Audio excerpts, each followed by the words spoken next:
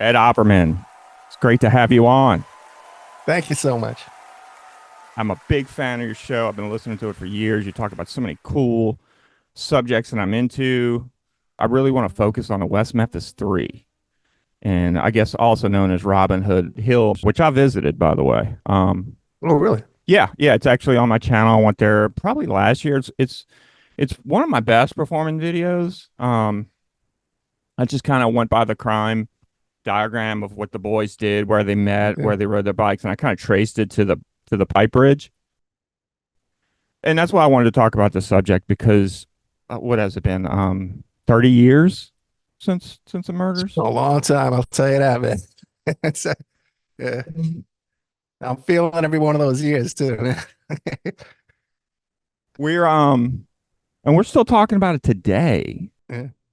It's I don't want to peel the onion because there's too much to peel, but I really, really wanted to talk to you because you've had so many great authors on your show and you are well versed in this case. I believe you told me it was maybe the first podcast you did was related to the West The Memphis Three. first show we did was the West Memphis Three, and the subject had pretty much died at that point, so people weren't talking about it.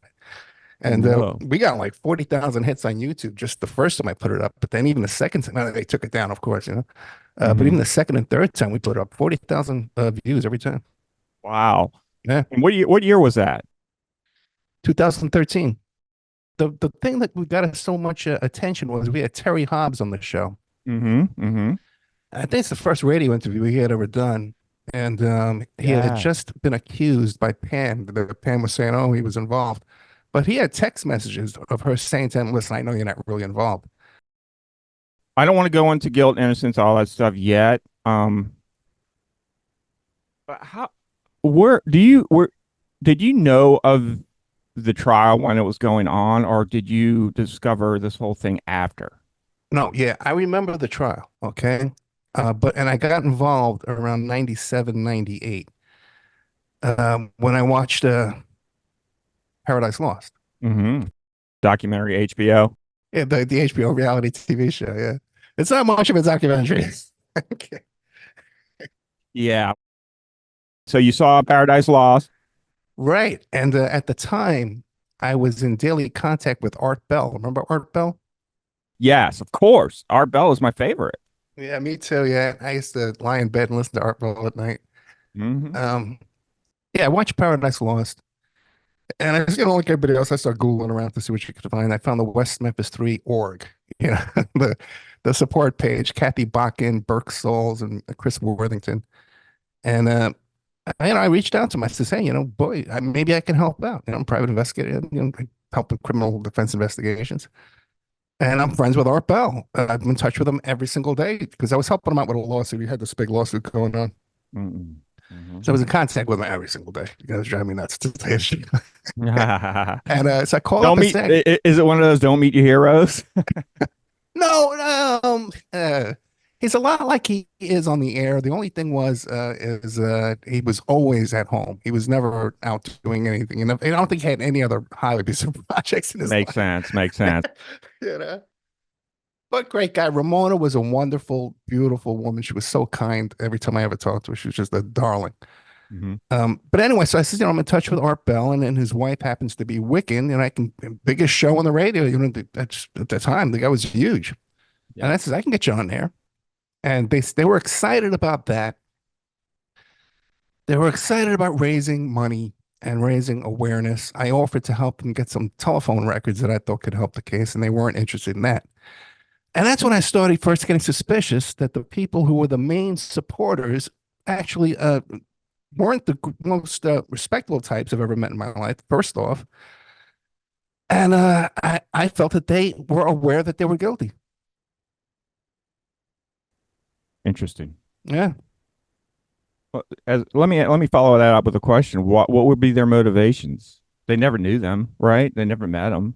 Well, I think that the Burke himself at one point, he says, as soon as he saw those three little dead boys on the embankment there, that's going to be my kind of movie. Mm. That's my kind of stuff. That's what I'm into. Okay.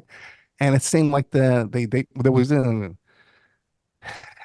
was a lot of discussion about this topic on Usenet at the time. Remember Usenet? Alt I do. No, I do not. Usenet was an old chat forum. It was kind of like Reddit, okay, Hmm. uh, back in the old days, and it was like alt.wm3, Hmm. alt.akino, all these different type of topics that I was following actively back in those days. I was a good debater on these topics. Hmm.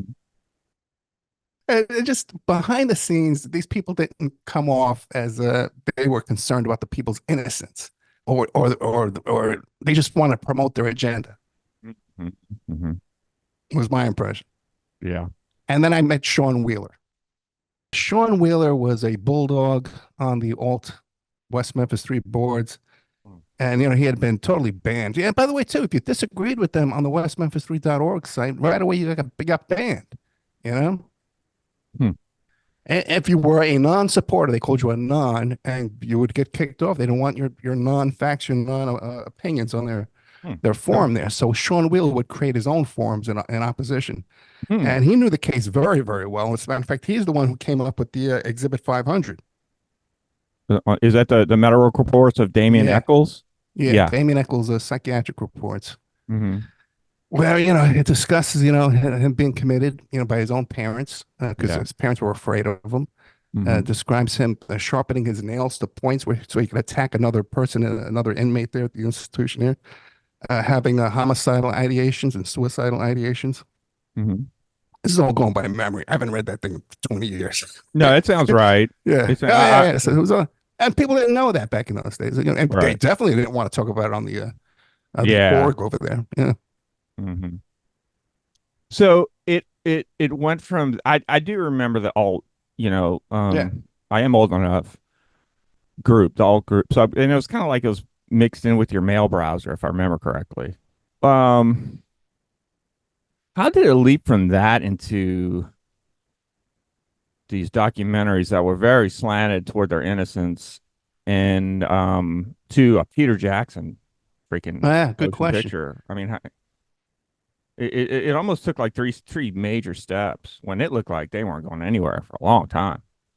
Yeah. If you listen to Bruce and Joe, they claim they thought that their first documentary was pretty negative toward the convicted killers, and especially at the end there, where Damien's talking about he wants to be the West Memphis boogeyman. People would be scared of him.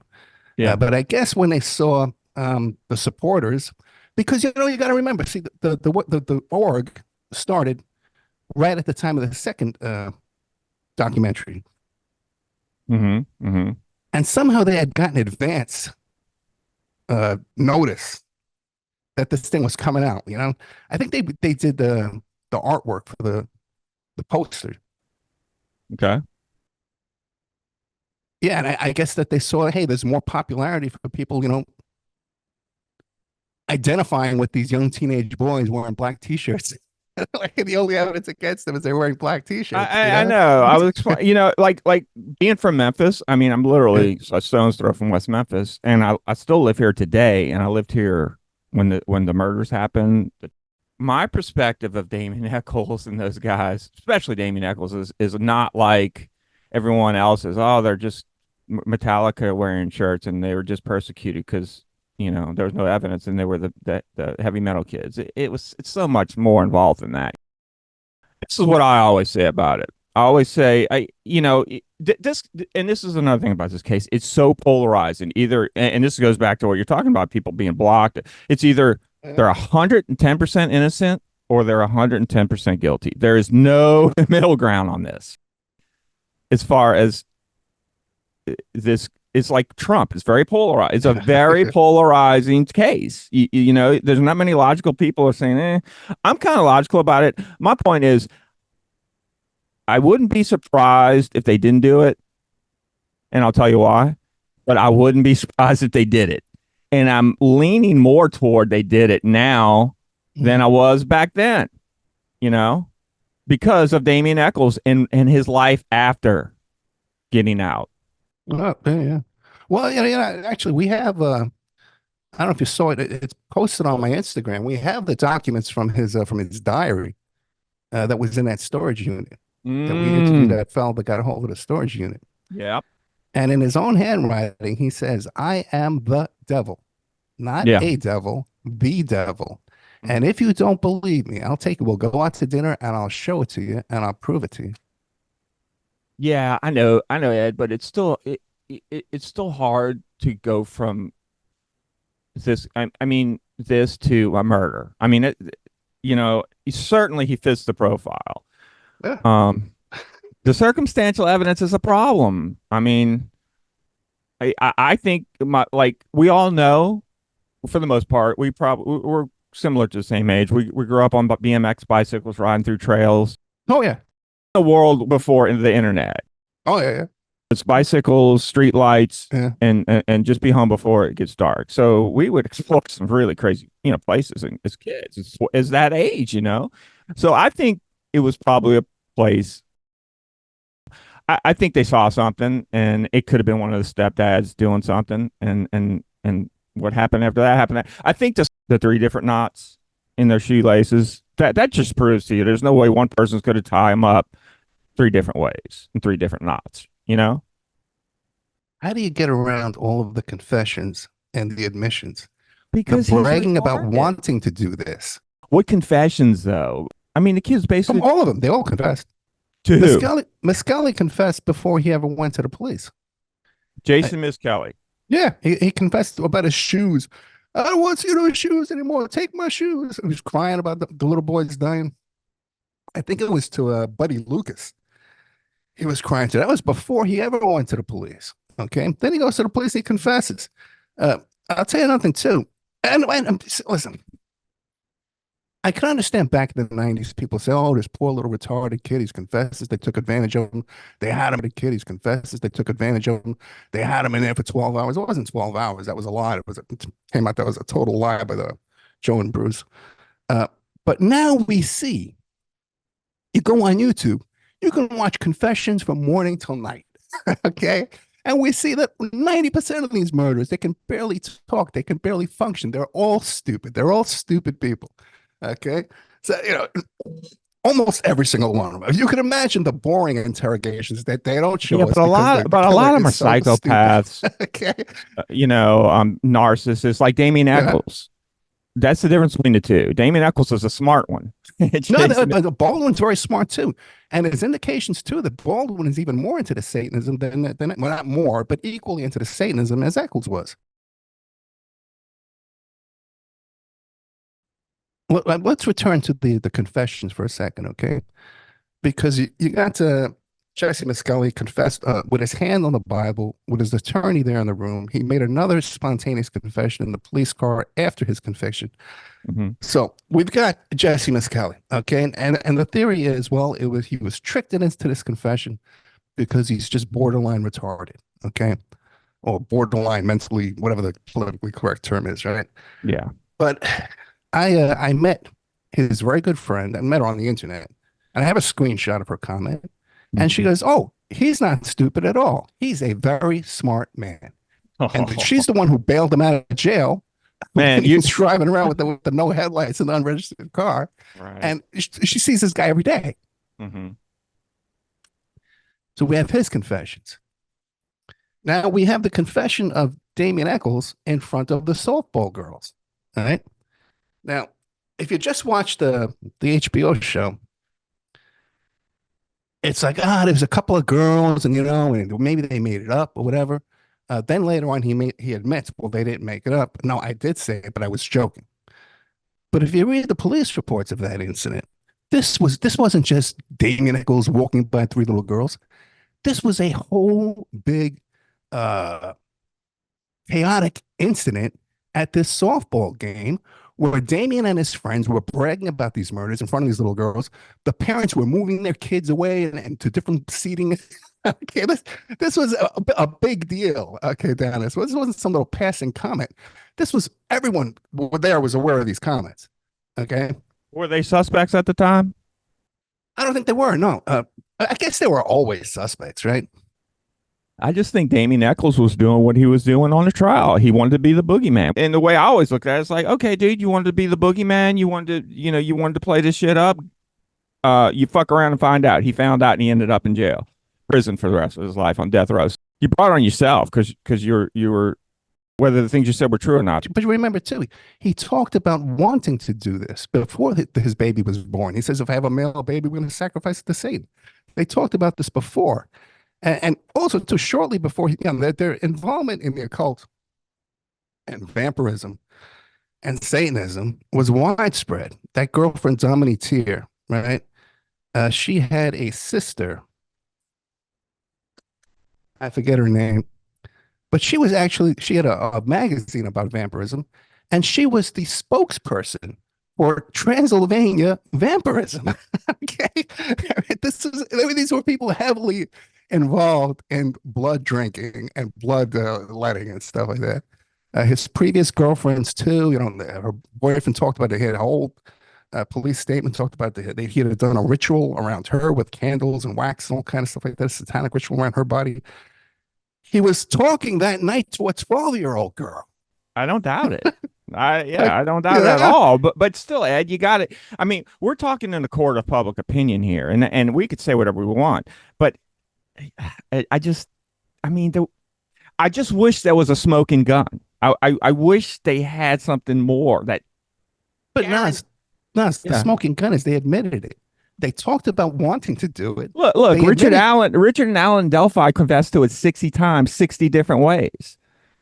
I don't know who that is. Yeah, well, you need to look into Delphi because it is going on right now, and this is very similar to the West Memphis 3 case. The difference is nowadays we have technology that put him at the scene, and he admitted to being at the scene. It's just they got everything but in West Memphis 3, they did walk through those woods, didn't they?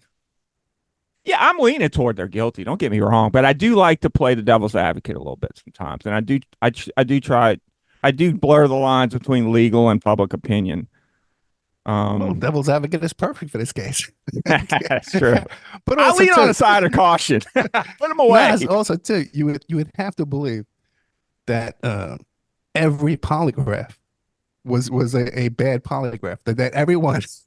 But we're talking every single polygraph. But I know, Ed, and I agree with you, but I still have to fight. Still have to push back a little bit. Confessions and polygraphs aren't 100%. People false confess but all the time. In this case, they would have to be 100% wrong because everyone who said Damien did it passed their polygraph, and everyone who said he did it failed. So they would have to be 100% wrong. And by the way, let me tell you something else. I believe one day Damien's going to come out and admit that he did this. I've thought about that. I hope that's the case. Oh, I know. Really hope.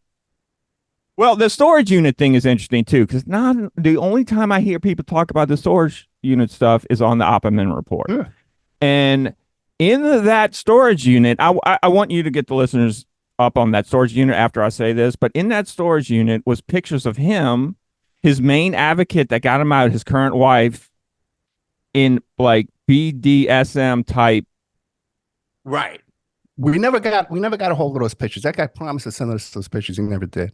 Oh, okay. So we're gonna strike that. We're gonna strike that off the record. No. I believe they exist, but also too because there's writings there where he talks about hog tying her. Okay, which again is one of these kids were hog tied. Okay, which is another thing, Then you have what's his name, Jason. He admitted to his cellmate. So they've all admitted the crime. But Damon especially talked about wanting to do it, did it, bragged about doing it, and then they all pled guilty to doing it. They lost the trial. Something wrong with the trials? The trials weren't fair.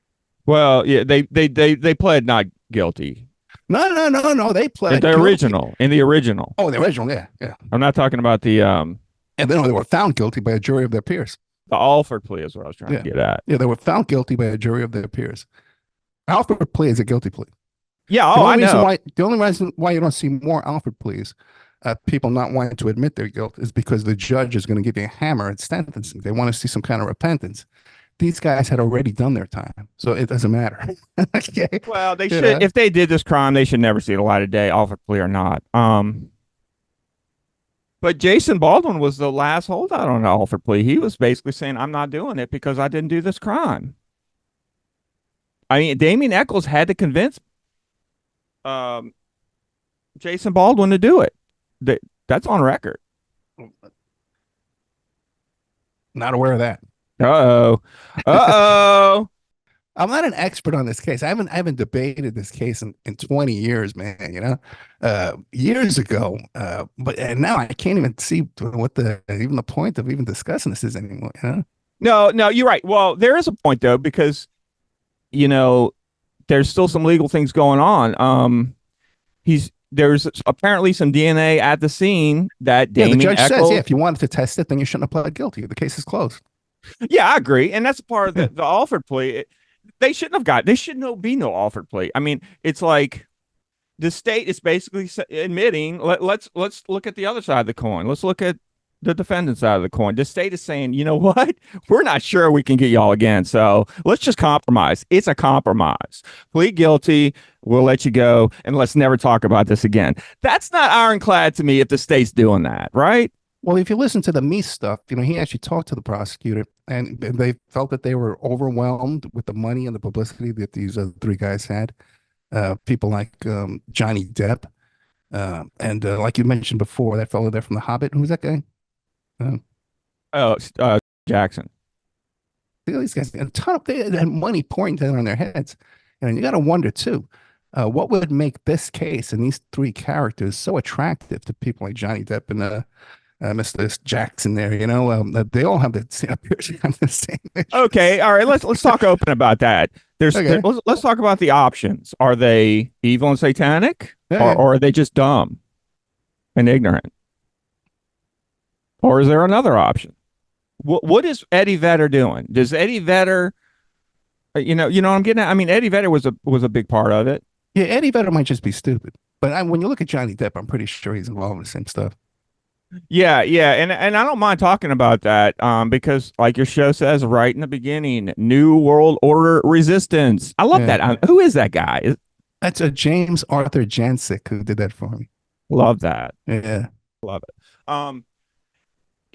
And I don't mind going in this direction because even with this Diddy stuff, I mean it, and things are really coming out of Hollywood, the music industry, that, and Damien Eccles, if you really want to get to it, they all could be in the same. I mean, if we really want to get conspiratorial or whatever, good and evil, I think they're just evil people, and they're trying to suck the life force out of their victims. Yeah. Yeah. I can give you a little firsthand involvement in that. Okay. Go ahead. I had a guest on my show, Paul Baresi, private investigator, investigator to the stars. They call him the Hollywood Bagman. Right. And at the time, he was the investigator for Amber Heard. And I wasn't even interested in the Amber Heard case. He's telling me, oh, I'm involved in Amber Heard. I said, okay, great. Let's talk about John Travolta. Let's talk about this. Let's talk about Michael Jackson. Let's talk about this other stuff. So when he comes on the show, Johnny Depp's lawyer listens to the show and goes in one of these gossip, Hollywood gossip columns and starts making fun of Paul Baresi. Paul Baresi gets offended. It's really easy to poke him with a stick and get him going. Okay. So he gets offended and he calls up Depp's lawyer and they have some conversation there back and forth. And somehow he winds up no longer representing Heard and speaking well of Depp. Okay. Okay. He kind of changes horses in the middle of the race there, right? Now, I had some information about Depp, okay, from a listener that came to me years and years and years ago about Depp and his activities down in Florida, near this private airstrip in the Everglades. And I gave that to Baresi. So Baresi kind of changes ships, but then he never publicly actually worked for Depp. But they interview him on that Law and Crime channel, right? It's a really interesting Yeah, I do video. like that People want to channel. watch it. I'll put it up on screen. So they interview Baresi, and he starts talking about how he looked into Depp's background, and he found it very illuminating. He was illuminated by Depp's background. Illuminated. Yeah. So he had clearly taken the information I had given it to him, and now he was seeking more compensation from the Depp camp. Wow. What is all these tattoos that Damien Eccles, all these symbols that he has and tattooed all over himself. And I believe Marilyn Manson has some. They're buddies. Oh, absolutely. Yeah. Yeah. Those are called sigils. Yeah. Those are called sigils. And again, another one, Manson's another one into this kind of stuff, you know? This is outright Satanism. This is Crowley worship. Okay. Crowleyism. We also have information that when Eccles was in prison, he was a Thelmalite, and he was a part of the Crowley group there in prison, and had so many books about Crowley and the occult and stuff like that that they created a whole library from books just donated by Eccles.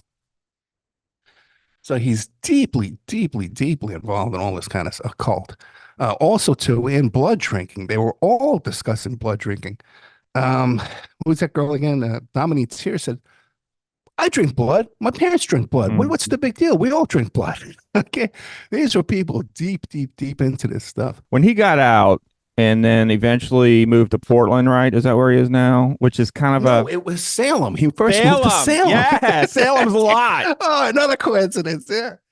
Yeah, I mean it's like he's not necessarily. I mean, it's not like everyone has to make a living even after you get out of prison. So I can't fault him for making like appearances and maybe speaking engagements, but everything he's done has gone to the dark, what we would consider dark, which is, moving to Salem, getting all these tattoos. He's not exactly saying, hey, everyone, I'm innocent. It's like he should have just disappeared. Like Miss Kelly and Baldwin. No one knows where Miss Kelly and Baldwin are. They could be down the street for all I know. He's out doing appearances, tattoos, out and about. He ain't hiding anything. Well, his last appearance at one of these court hearings, he was dressed in a total cloak, big long black cloak. He's doing this. He's doing this to everybody, which is what he did in 1994 when he was being tried. Oh, by the way, too, and when he came out too, he was hanging out with Genesis P. Orridge. I don't know if you're familiar with him, her. It was a male at first who transgendered years and years and years ago, but she's a member of the Process Church of the Final Judgment, man. Okay, serious. Satanic cult. Mm-hmm. So he's in there with that mix. Yeah, he definitely is, and he's not shy about it. It seems. I mean, it's loud, and I do want to. I'll dig deep and put some shots on the screen of all these tattoos. All I want to know is these symbols. What are they connected to? Is it dark magic? Towards the sigils. Yeah, it's magic. It's black magic. Black magic. Yeah. Okay, well that's kind of concerning, right? Well. Is it black magic? MAJIK? No, it's MAGIK. MAGIK. Okay. Yeah, magic with a K. Yeah. Got it. I want to see what this is. And that's at the chaos magic from Crowley, all that kind of stuff. The chaos sex magic. I'm going to read this to you, and while I'm reading this, let's think about the crimes. Let's think about Damien Eccles. Black magic, also known as dark magic, is the use of supernatural powers or magic for evil and selfish purposes. It is often associated with the invocation of demons or spirits, but is distinct from the worship of these beings. Supernatural powers, the only way you can really get that is by taking someone's life in this belief or drink their blood.